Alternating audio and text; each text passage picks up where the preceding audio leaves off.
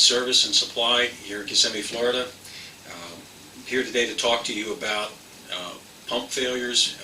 We've had some issues that have come to light in our pump program, some feedback that we're getting from branches.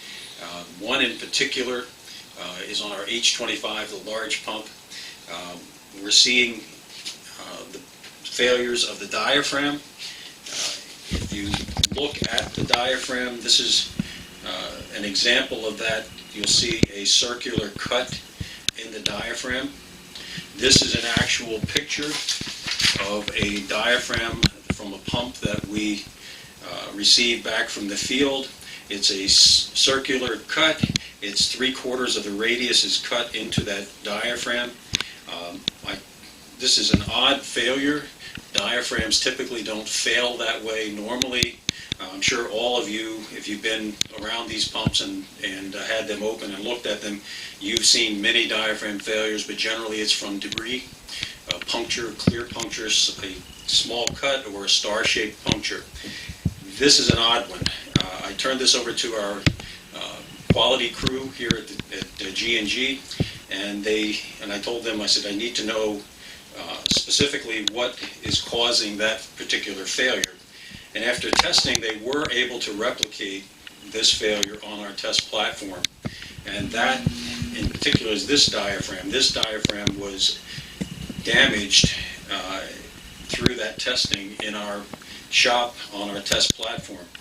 And I want to show you what we believe caused this failure and tell you how you can prevent this on pumps that you rebuild yourself or that you acquire from us. We believe it's a process issue, and let me explain to you what we came up with. If you look at the failure at the diaphragm itself, it's got 3/4 of a circle cut into it. Perfect circle, same circle on every diaphragm on the pumps that we've gotten back and taken apart. What we believe has caused that is that if you look at the position of that failure, and if you overlay that on the back of the valve plate, that particular spot is directly over the incoming valve for the suction side. And the part of the valve that is exposed, if you look at, this is the valve body that's sticking through. If you look at the back of the valve plate, you can see the valves. This is where the material flows in, gets pulled in by the diaphragm, and then it gets pushed out through the other valves on the outer ring. If you look at that shape, it's a perfect circle. If you overlay that over the puncture on the diaphragm, the damage to the diaphragm, it matches exactly. It is exactly the same circle. We believe that what's happening is the pumps are being installed in the field. Belts connected, pump installed, hoses put on. The technician is then going to the front of the truck, starting the truck, turning the PTO on, then walking to the back of the truck and turning on the main tank ball valve. If that is what's happening, the damage is already done before he gets his hand on the ball valve. And I'll explain.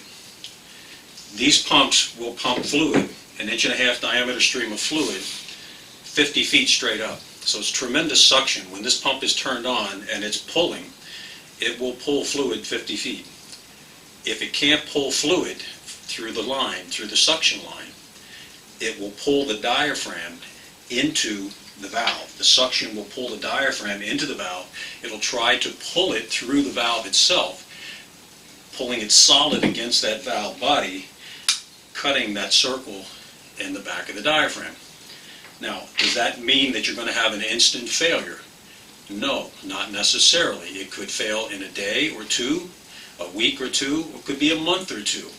As it leaks fluid, material, FERT, into the hydraulic side will eventually overfill, it'll overflow with oil, and now we've got a pump failure. But this failure, the damage occurs at the time that the pump is installed and turned on. Now, that being said, we do these pumps, we build the pumps and we install them, and we take care of branches in Florida. And we have literally hundreds of pumps out there. And and this is a new one for us. And we asked the question, why?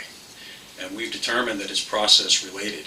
The training that we give our technicians in the field is comprehensive. We have them actually build pumps so they understand how they're made.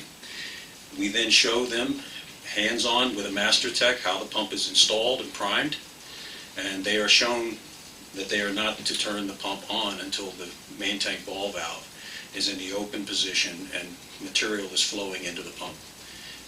We do not see that failure in the field here. We believe this is the most likely cause of those pump failures. If you look at the evidence, the circle is cut into the diaphragm. It matches perfectly the back of the valve.